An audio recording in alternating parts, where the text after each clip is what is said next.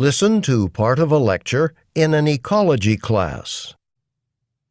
So, continuing our discussion of ecological systems, whole systems, the main thing to keep in mind here is the interrelationships. The species in a system, and even the landscape itself, they're interdependent. Let's take what you read for this week and see if we can't apply this interdependence idea. Mike? Well, how about beavers? Ecosystems with beavers and waterways. Good. Go on.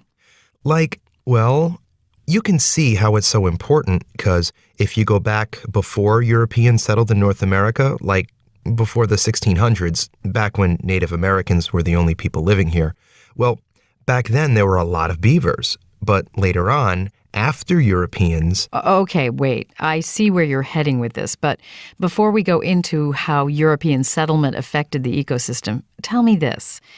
What kind of environment do beavers live in? Think about what it was like before the European settlers came. We'll come back to where you were headed. Okay, well, beavers live near streams and rivers, and they block up the streams and rivers with logs and sticks and mud. You know, they build dams that really slow down the flow of the stream. So then the water backs up and creates like a pond that floods the nearby land. And that creates wetlands. Okay, tell me more. Well, with wetlands, it's like there's more standing water, more still water around. And that water is a lot cleaner than swiftly flowing water because the dirt and sediment and stuff has a chance to sink to the bottom. More important for our discussion, wetland areas support a lot more varieties of life than swiftly flowing water. For example, there are more varieties of fish, of insects, lots of frog species. And then species that rely on those species start to live near the wetlands too. Yes, like birds and mammals that eat the fish and insects.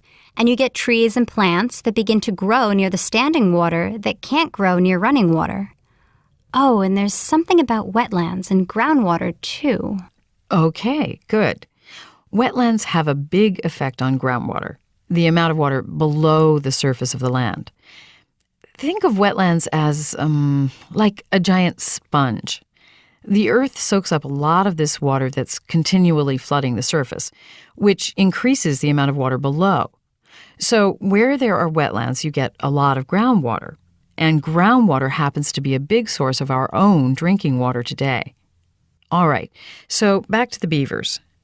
What if the beavers weren't there? You'd just have a regular running stream because there's no dam. So the ecosystem would be completely different. There'd be fewer wetlands. Exactly. So now let's go back to where you were headed before, Mike. You mentioned a change that occurred after Europeans came to North America. Yeah. Well, there used to be beavers all over the place, something like 200 million beavers just in the continental United States.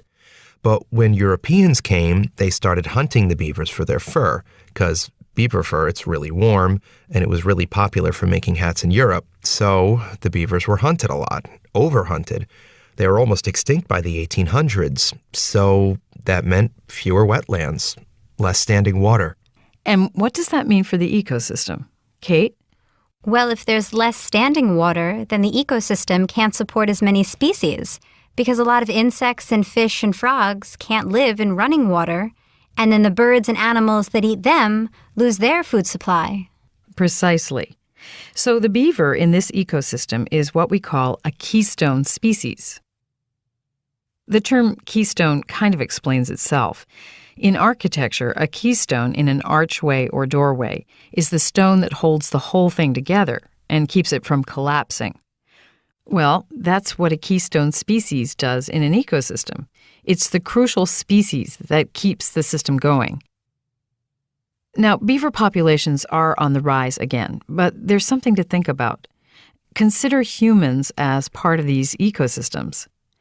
You've probably heard about water shortages or restrictions on how much water you can use, especially in the summertime in recent years. And remember what I said about groundwater. Imagine if we still had all those beavers around, all those wetlands. What would our water supply be like then?